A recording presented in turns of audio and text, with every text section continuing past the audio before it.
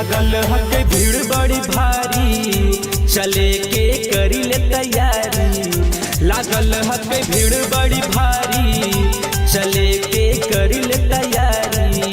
घूमल जाई मेला दोनों साथ में, झंडा चौक देवी जी के दर्शन करेबो। मेला में चाट चौमिन छोला खिएबो। तारा माची मौत कुआं खेलावा देखेबो। तारा माची मौत कुआं खेलावा देखेबो। पर बीघा बुला धनी तोरा लेके जेबो। लागल हक भीड़ बड़ी भारी, चले के करी ले तैयारी। घूमल जाई मेला दोनों साथ में। लागल हक भीड़ बड़ी भारी,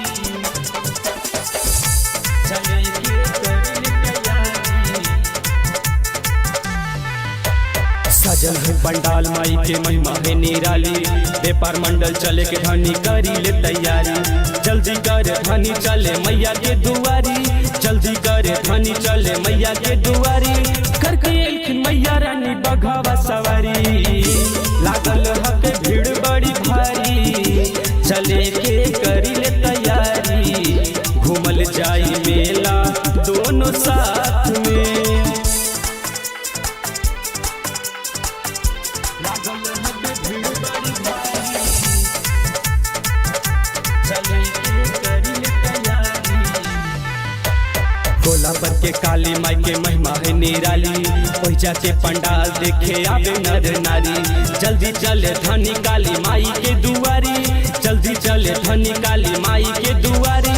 केदारनाथ पंडाल धनी देखल चलल जाई। लागल हक भीड़ बड़ी भारी, चले के करी ले तैयारी। घूमल जाई मेला दोनों साथ में।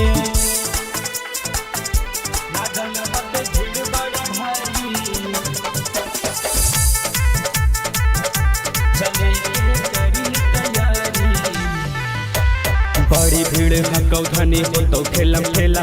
महुआ तल के देवी जी के लागल हकौ मेला। रितेश के हाथ छुटतौ हो जइही अकेला।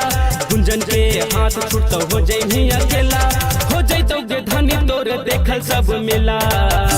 लागल हक भीड़ बड़ी भारी, चले के करी ले तैयारी। घूमल जाई मेला दोनों साथ में। Magahi recording studio, Samastipur, Sheikhpura.